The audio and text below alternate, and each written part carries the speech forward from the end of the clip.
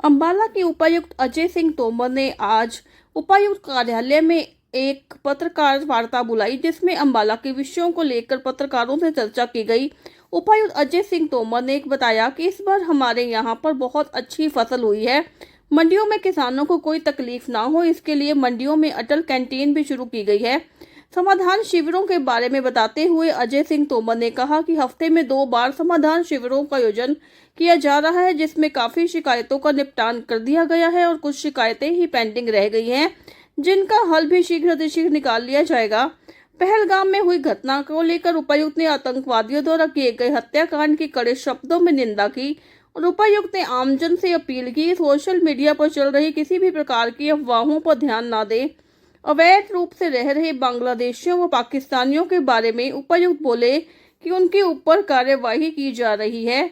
अक्षय तृतीया के संबंध में पूछे गए सवाल के जवाब में उपायुक्त ने बताया कि अक्षय तृतीया पर जो बाल विवाह किए जाते थे, उसमें अब कमी आई है और पुलिस प्रशासन उन पर अपनी पूरी नजर बनाए हुए है। आगे क्या कुछ कहा उपायुक्त ने, आइए आपको सुनवा देते हैं। देखिए, अब की बार विद गॉड ग्रेस हमारे यहाँ पे बहुत अच्छी फसल हुई है। अभी कल तक की डेट का जो मेरे पास डेटा है उसमें 2.5 लाख टन वीट का अराइवल हो चुका है हमारे यहाँ पे, जिसके अगेंस्ट हमने 2.4 लाख मेट्रिक टन की खरीद कर चुकी है और 2,10,000 टन हमारा लिफ्टिंग भी हो चुकी है, जो कि अराउंड 86% है उनकी टोटल अराइवल। अगेंस्ट दिस हमने 358 करोड़ रुपए जो है डायरेक्टली किसानों के खातों में भेज चुके हैं, जो लिफ्टिंग के 48 घंटों के अंदर हमने भेजने होते हैं। सभी मंडियों में जो हमारा प्रोक्योरमेंट है बहुत स्मूथली चल रहा है। अभी ऑफ कोर्स पीक सीजन निकल चुके हैं और अब बहुत कम मात्रा में आ रहा है। किसी भी तरीके की दिक्कत ना हो इसके लिए हमने वहाँ पे काफ़ी सुविधाएं की थी। अटल कैंटीन भी हमने यहाँ पे स्टार्ट की, सिटी हो कैंट की मंडियों, कई मंडियों में हमने अटल कैंटीन भी की थी, जो कि जो हमारी वहाँ लेबर है, जो किसान है, उनको बहुत ही सब्सिडाइज रेट पे खाना पीना उपलब्ध कराते हैं। एक सर समाधान शिविर यहाँ पे हफ्ते में 2 बार समाधान शिविर का आयोजन किया जा रहा है रेगुलरली, यहाँ पे भी और जो सब डिवीजन के ऑफिस है वहाँ पे भी किया जा रहा है। टोटल हमारे पास में 4,121 कंप्लेन अभी तक जब से स्टार्ट हुआ तब से स्टार्ट हुई है, जिसमें हमारे पास ऑलरेडी ओनली 149 पेंडिंग है। करीब 3,722 जो है हमने अचीव कर दी है। उनको जो भी ग्रीवांस थी हमने उनका एक अच्छा रेजोल्यूशन, सेटिस्फैक्ट्री रेजोल्यूशन हमने कर दिया है। 149 जो पेंडिंग है वो अभी रिसेंट की है, जिनके ऊपर कार्य चल रहा है। कुछ एक कंप्लेंट्स में कई बार कोर्ट केस वगैरह भी आ जाते हैं, तो उस वजह से भी थोड़ी डिले आ जाती है। काफ़ी अच्छा परफॉर्मेंस है हमारा, जो हरियाणा के बाकी सारे 22 जिले उनमें टॉप में है, टॉप 3 है। पहलगाम हमले के बाद सर जो रोज मार्च है वो निकाला जा रहा है, सिक्योरिटी के क्या कुछ इंतजाम होते हैं?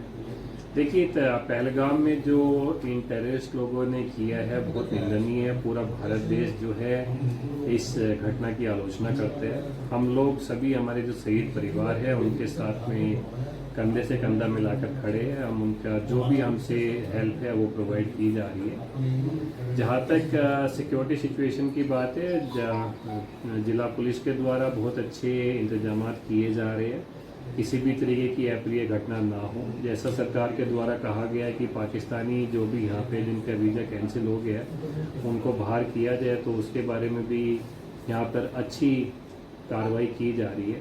साथ के साथ ही जो हमारे इंडियंस है, जो हमारे भारतीय लोग हैं और जो वल्नरेबल है, उनकी सुरक्षा के भी इंतजाम किए जा रहे हैं। बहुत सारे हमारे कश्मीरी स्टूडेंट्स यहाँ पे पढ़ते हैं, करीब 200 से ऊपर हमारे कश्मीरी स्टूडेंट्स यहाँ की यूनिवर्सिटी में पढ़ते हैं, तो उनको भी सुरक्षा व्यवस्था हमने ठीक तरीके से प्रोवाइड की।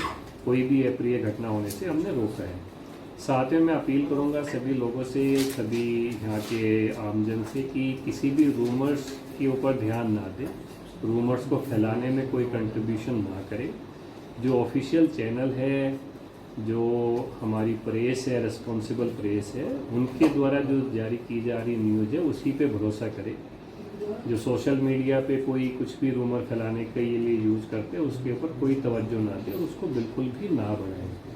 सरकार जो है इस घटना से निपटने के समुचित इंतजाम कर रही है, जिसके बारे में रिस्पॉन्सिबल प्रेस के द्वारा या government of India, government of Haryana के जो वक्ता है उनके दो माध्यम से ये सारी सूचना प्रोवाइड की जाए। चर्चाएं हैं जी अम्बाला में बहुत से बांग्लादेशी रह रहे हैं, उनको लेकर क्या कुछ कदम उठाए? देखिए, जितने भी चाहे इलीगली कोई बांग्लादेश का रह रहा हो या इलीगली पाकिस्तान का रह रहा हो, उनके ऊपर कार्रवाई की जा रही है।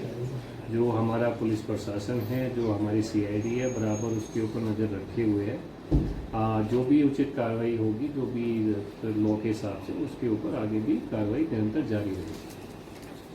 सर आज अक्षय तृतीया का दिन है, तो इसको लेकर सर कितनी टीमें गठित की गई आज और क्या कुछ किया गया सर? अक्षय तृतीया के रिगार्डिंग जो कई बार बाल विवाह होते हैं, ठीक है, तो डेफिनेटली अब काफ़ी हद तक कम हो गया है। हरियाणा में बाल विवाह के केस बहुत कम आते हैं अक्षय तृतीया पे। राजस्थान में प्रैक्टिस ही ज़्यादा रही है। ऑफ कोर्स हरियाणा में बहुत पहले थी, बट रिसेंट टाइम में सरकार के जो विभिन्न प्रयास है, उससे काफ़ी हद तक ये प्रैक्टिस कम हो चुकी है। लास्ट ईयर भी हमारे पास में कोई ऐसा सिग्निफिकेंट केस नहीं था। अब की बार भी जो हमारी WCD डिपार्टमेंट है, DCPO है, उनके माध्यम से भी हम निरंतर इसके ऊपर नज़र बनाए हुए। पुलिस प्रशासन भी मुस्तैद है। जो हमारे यहाँ मंदिर वगैरह है, उनके ऊपर भी ये इन्फॉर्मेशन पहले ही गई हुई है कि इस टाइप की कोई भी शादी वगैरह ना हो। अगर कोई करने आ रहा है तो पुलिस को या संबंधित डिपार्टमेंट को ज़रूर बताए। आई एम श्योर जिस तरीके से हरियाणा ने विकास किया, यहाँ के लोगों ने जैसे शिक्षा को अपनाया है, ये जो सामाजिक कुरीतियाँ थी कि बचपन में विवाह कर दे जब बच्चे को कुछ भी होश हवास न है, वो पूरी तरीके से ख़त्म हो चुकी है और आगे भी ये वापस नहीं है।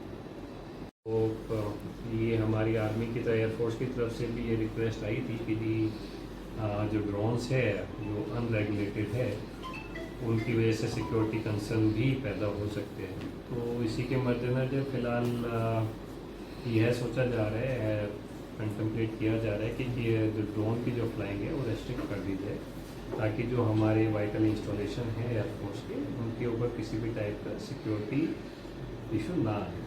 कल तक इसके बारे में कुछ एडिशनल इन्फॉर्मेशन दे पाऊँ।